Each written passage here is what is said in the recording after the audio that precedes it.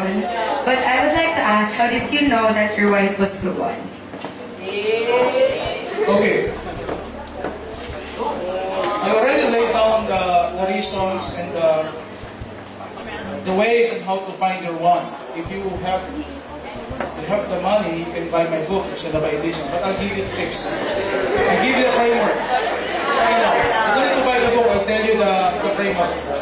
In the book, I presented my framework, the SAFE framework. S-A-F-E. First, self-awareness. You must know yourself. The way you choose your partner will depend on your personality. You date who you are, you love who you are. First, you have to know yourself. Self-awareness. A, assessment. What do you need to assess? First, your period of having a relationship. Is it time? Tama na ba? And then, your purpose. What is your motivation why you enter in a relationship? And then P, your partner. You have to assess if he or she is really legitimate to be your partner. For instance, hindi na po pwedeng makipag-relasyon ka sa mayroon ng asawa, sa mayroon ng boyfriend, engaged na. So, assessment, 3-part assessment. Period, purpose, partner. And if you're already the boyfriend or girlfriend ng isa't isa, the F would be the commitment, faithful loving. Falling in love is different from staying in love. You have to beat all odds so that you would prove na talagang kayo para sa isa't isa. Ang lakas maka-emotional bond ng isang tao na kasama mo kahit sa pagsubok. That is the testing period. And then E, engagement. You know that he or she is the one. If you enter into the engagement period, you're ready to prepare for marriage. So, that's how I would like to answer that. No? Kasi, it's a long, detailed answer I could give. But I'm referring you na lang doon sa libro. I gave you the title, Shalaba Edition. Okay, next, Joshua, you have a question? Mamaya, ayun lang kunin mo. Na libro. Thank you, Cassandra. Next.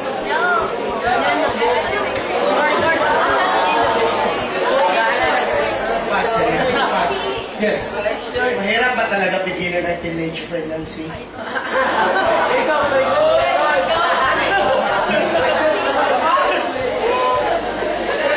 Alam niyo, when you say mahirap pigilan, hindi ako naniniwala na hindi siya mapipigilan. Hindi rin ako naniniwala na mahirap siya pigilan.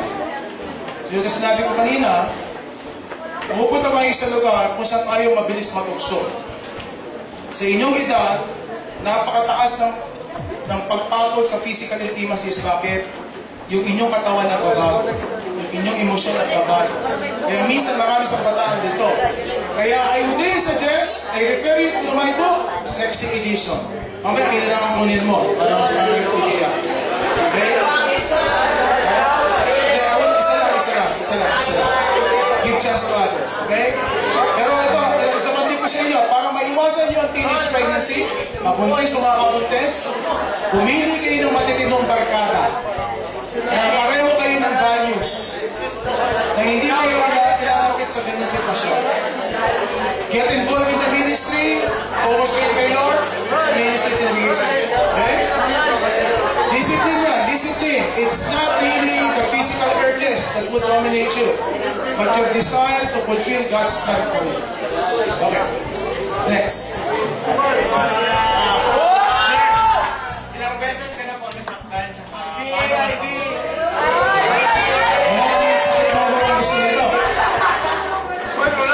Okay.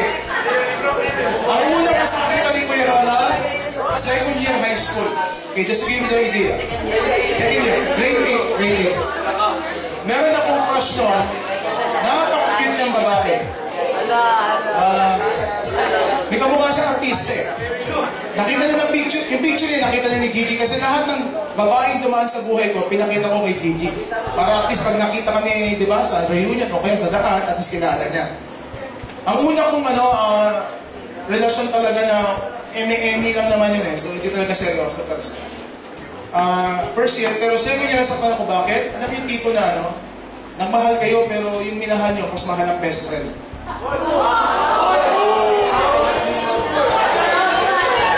So, okay lang sana kung iba minahal, di ba? Pero dahil best friend mo pa, I have to give way.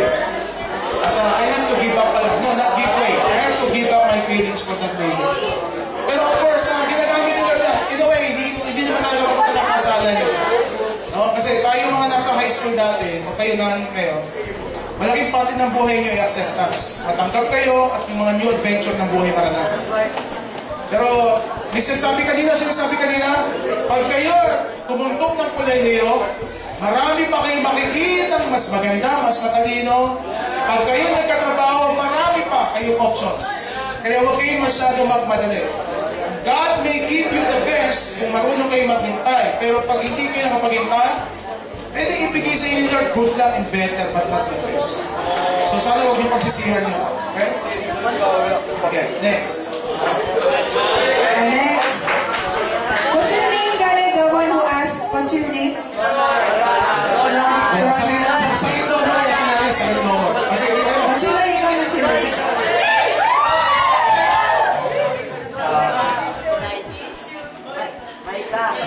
I don't believe in destiny, so paano mo malaman pag God's will siya?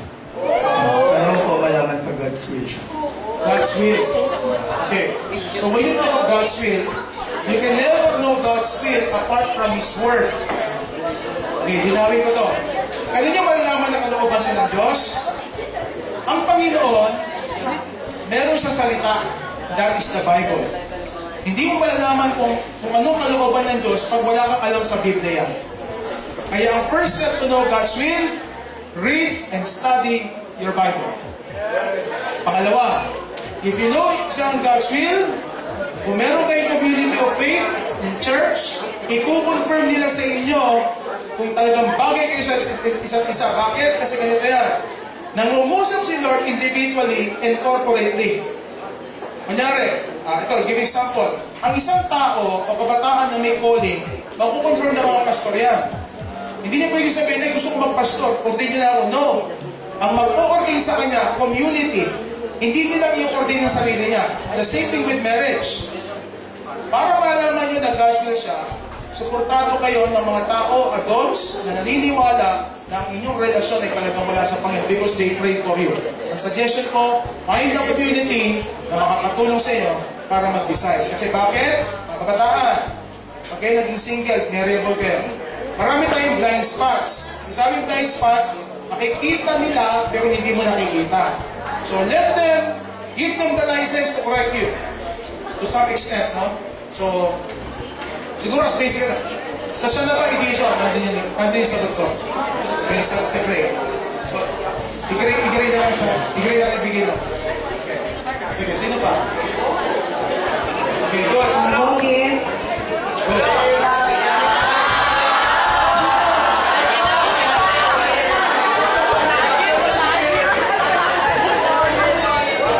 Ano age po ba dapat magpasa ka lang?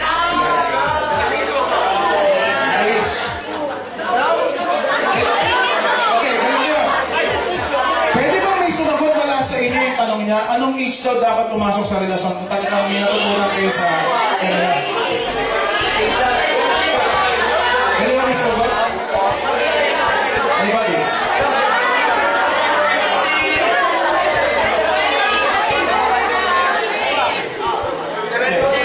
Okay, ganito yan, ha? Alam nyo, ang pagpasok sa relasyon ay hindi na usapin ng edad. Tandaan ito mga kabataan. Hindi kung ikaw ay 25, 26 na, handa ka na makipagrelasyon. Kasi kahit yung mga 25, 26, minsan hindi pa sila emotionally ready for the relationship. So, ganito na lang sasabihin ko. Ang usapin ng pagpasok sa relasyon ay kung talaga alam mo sa sarili mo, i-finish natin. Ito ba talaga ang relasyon na ito, seryoso ito, at kaya ko siyang dalhin sa kasal. Kasi sa lahat ng mga tao na gusto pumasok sa relasyon pero hindi pa kaya ibigay sarili sa iba, at hindi sila komportable na magpasok ng isang tao sa buhay nila, palagay ko hindi ka pa handa makipagrelasyon. For, just give you an idea. Pag kayo nag-umitin, ito yung desisyon na nagsasabi na pinapapasok mo ang tao sa buhay mo.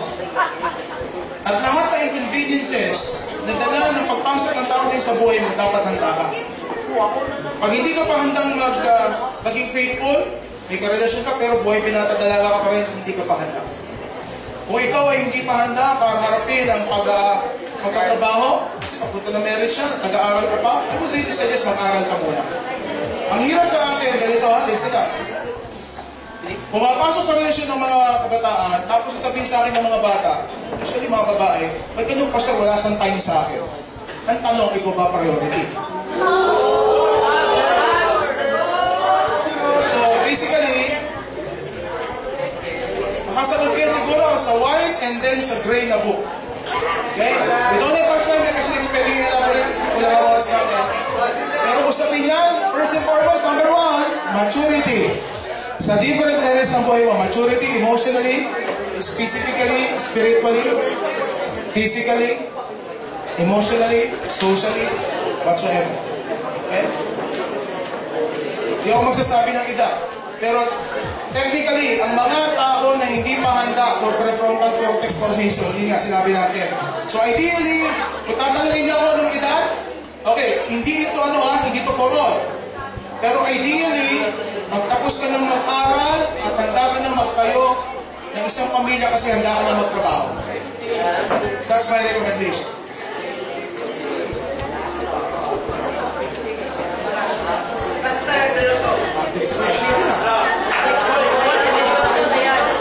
Yung kanina, hindi ko seryoso yan.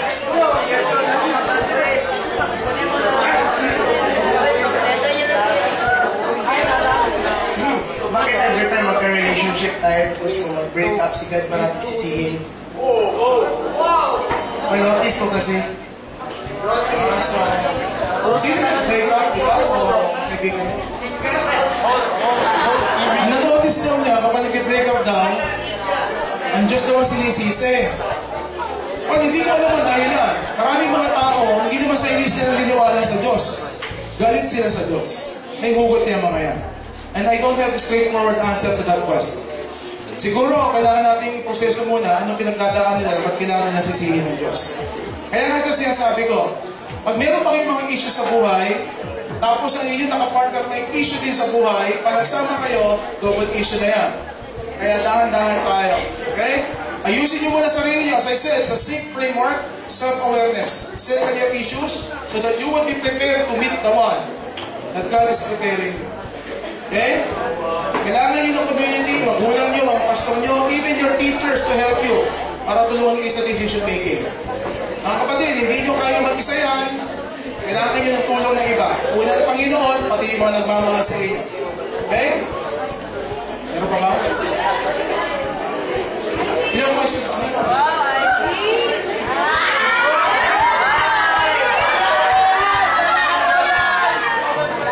Paano ka ma-prevent mag-fall sa maling tao? Sorry, hindi ko marinig. Paano po ma-prevent mag-fall sa maling tao?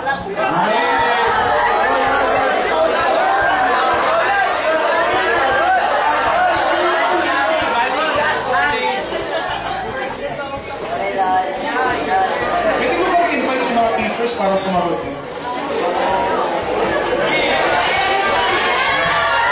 Pwede mo bang invite yung mga teachers para sumagot eh? Para masaya ang usapan natin. Para may perspective ng mga teachers sa mga babae. Pwede ba ma'am? Mga ma'am? Pwede ba sumagot? Pwede ba sumagot si ma'am, yung ating librarian? Dito. Pwede ba? Pwede? Ma'am. Sige. Para yung mga estudyante may idea din. Ano daw po ang paraan para huwag magkamali, ma-fall sa maling tao? Ano nga? Sige, ma'am. Okay, din sila ma'am. Teacher nyo. Okay.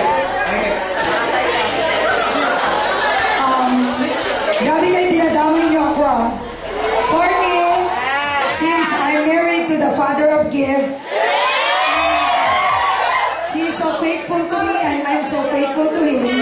My secret is, yung una, of course, hindi ako nagmadali. I prayed first before I accepted the man. I really prayed, I really asked the Lord to bring me or bring the person to me in His own time.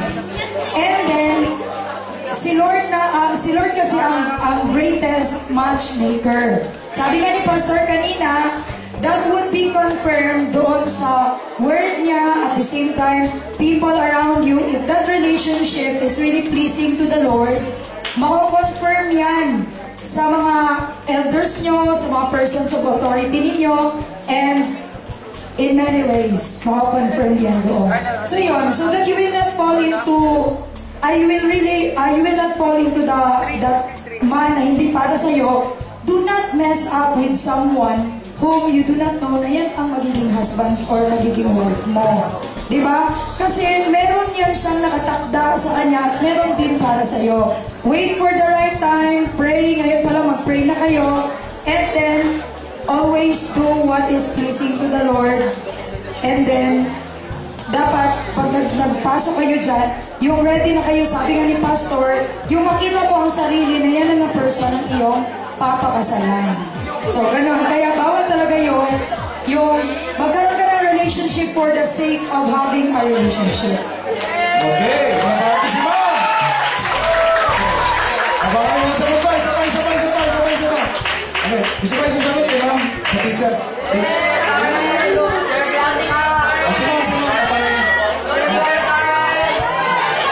Sino pa na may asawa na? May asawa na kayo?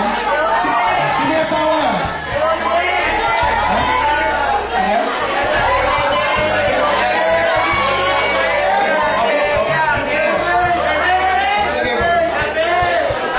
Siya na ba siguro siya?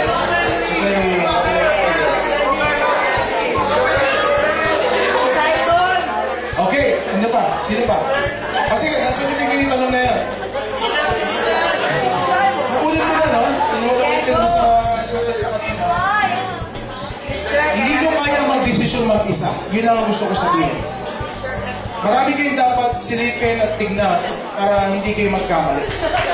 Merong spiritual, prayer with the Lord. Merong ding, that is vertical. Horizontal, ipapusap kayo sa mga tao. At ito, mag-i-imbestiga kayo. Pag sabi yung imbestiga, alamin nyo ang background ng tao. Kung yan marami naging girlfriend o boyfriend, ay baka isunod kayo. Kaya dahan-dahan. Mga babae, ang sabi ko ulit, hindi na kayo dapat magmahal, alino rin kayo. Okay? So, yun ang muna aking sagot ko.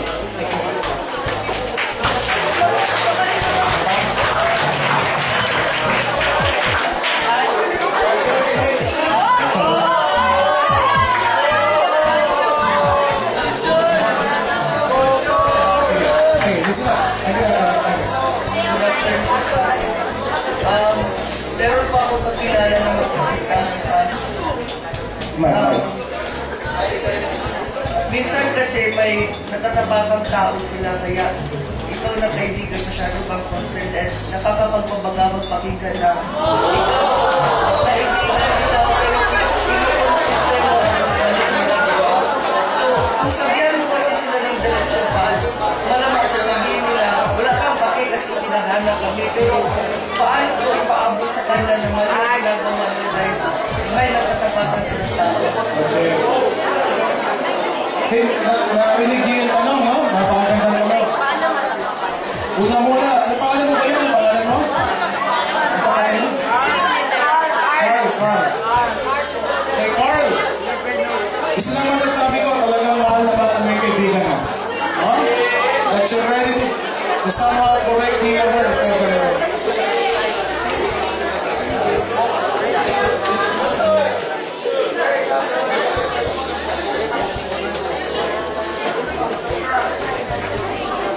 Kay mga kabataan, nakikita ko no, sa mga tanong ninyo talagang interesado kayo sa topic. At sa'yo ko sa lang lagi tinatanong sa amin, Pastor, paano ko i-correct ang isang kaibigan ko na hindi tama ang relasyon?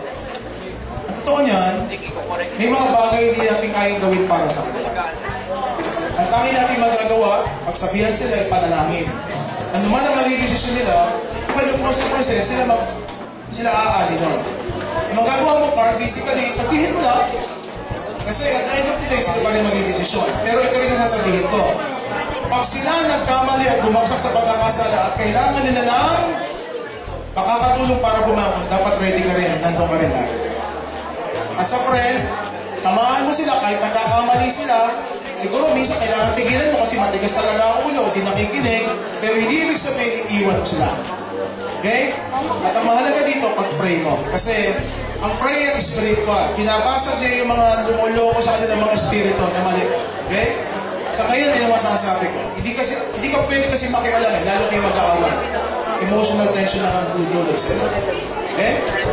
At maganda talaga, hindi lang ikaw mag-pray. Marami kayo nag-pray.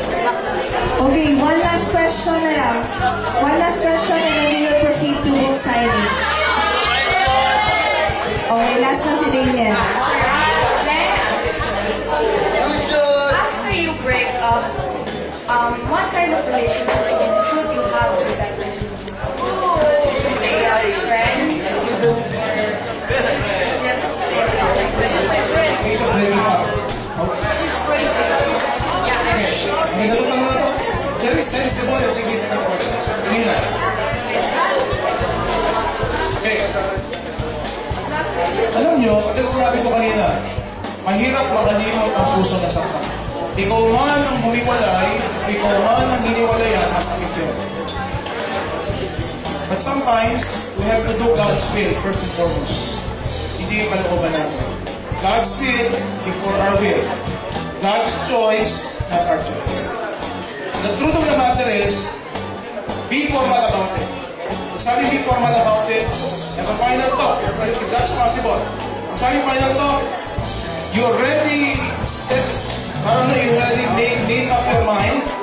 Kasi minsan ganito, may mga, merong mga nagpe-pray, nagkakaroon ng closure talk, pero physical na naman. If you're already decided na maghihiwalay na kayo at gusto mo na siya usapin for final closure talk, siguraduhin mo na sa sarili mo talaga pag kinausap ko to, decided na ako. You do not leave crap about your decision kasi makukonfuse ka lalo. How to do it? Well, gentle audacity. I call that gentle audacity. You assert in a way na hindi naman makakasakit sa kanya. Paano yan? But choose your words well. Ipaliwanag na maayos. We have to stop this kasi we want to follow the Lord. We have to stop this kasi ito dahilan. And I hope you understand. Pero again when you do your breaking up, huwag kang mag-feeling lang. Talagang sigurado ka. Kasi minsan may mga paawa effect yung hinihiwalayan. At normal yun. Kasi mahirap talaga yung hinihiwalayan. You have to empathize din sa mangyayari sa kanya. Kaya, yung turo namin ito, sana huwag na kayo dumating sa puntong gano'n. Kaya namin sinasabi, prevention is still better than cure. Mahirap yung nag-invest kayo ng emosyon sa isang tao, tapos alam nyo, eventually mag-iiwalay din kayo. Masakit talaga siya. Kaya suggestion ko, dahan-dahan. So if you want to tell me about the mechanics, I have the Sakit Edition book. Kung ko siya nasulat, paano maghihiwalay ng tama, at Sakit No More. So mamili ka na sa dalawang libro na yun. Sakit, kulay blue, or kulay orange. I would suggest yung orange para may emotional healing.